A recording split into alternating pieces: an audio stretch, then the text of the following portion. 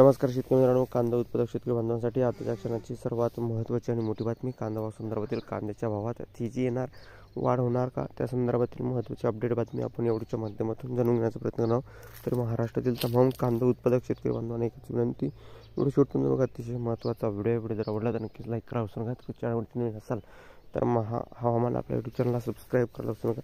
कांद्याच्या भावात वाढ होणार का, कांद्याच्या भावात वाढ होणार तर कधी होणार, किती होणार, कशामुळे होणार, काय महत्त्वाचे कारण, सविस्तर थोडक्यात संपूर्ण लाईव्ह अपडेट बातमी आपण एवढीच्या माध्यमातून जाणून घेण्याचा प्रयत्न करणार आहोत. तर महाराष्ट्रातील तमाम कांदा उत्पादक शेतकरी बांधवांना एकच विनंती, व्हिडिओ शेवटपर्यंत बघा. अतिशय महत्त्वाचा व्हिडिओ जर आवडला तर नक्कीच लाईक करा. विसरू नका. चॅनलवरती तुम्ही चॅनलला सबस्क्राईब करा. करू शकता. निर्यातीत घसरण जवळपास या ठिकाणी भारत जवळपास 300 टन कांदा उत्पादनाच्या 10 ते 15% कांद्याची निर्यात करतो आणि यामुळे कांद्याचे भाव वाढू नये म्हणून ग्राहकांना प्राधान्य देत निर्यातीवर बंदी घालण्यासाठी हे पाऊल उचललं गेल्याचं त्यावेळी सांगण्यात आलं आहे. या संदर्भात संताप पाहता केंद्राकडे NDA सरकारने गेल्या या ठिकाणी वर्षी मे महिन्यात लोकसभा निवडणुकीदरम्यान निर्यात बंदी मागे घेतली होती. असे असले तरी कांदा पिकाच्या पट्ट्यातील दिंडोरी, नाशिक, बीड, अहमदनगर आणि धुळे या भागातील अनुक्रमे भारती पवार, सुभाष भामरे, पंकजा मुंडे आणि सुजय विखे पाटील यांना मोठा फटका बसला.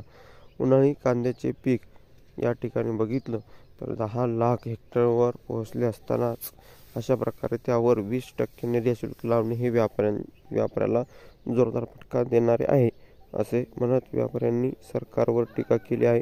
ईद या ठिकाणी बघितलं ईद जवळ आल्याने मध्य पूर्व भागातील मागणीही वाढली आहे. शेतकऱ्यांना मदत करण्यासाठी आणि निर्यात वाढवण्यासाठी निर्बंध उठवण्याची ही योग्य वेळ असल्याचं नाशिकच्या एका व्यापाऱ्यांनी या ठिकाणी म्हटलं. नाशिकच्या एकंदरीत या ठिकाणी बघू शकता कांदे दर कमी आहे आणि रब्बी काढणी होईपर्यंत नीचांकी आहे. ईद जवळ असल्या मध्य पूर्व भागातील मागणी वाढली आहे. शेतकऱ्यांना मदत करण्यासाठी आणि निर्यात वाढवण्यासाठी निर्बंध उठण्याची ही योग्य वेळ असल्याचं नाशिकमधील एका व्यापाऱ्याने सांगितले.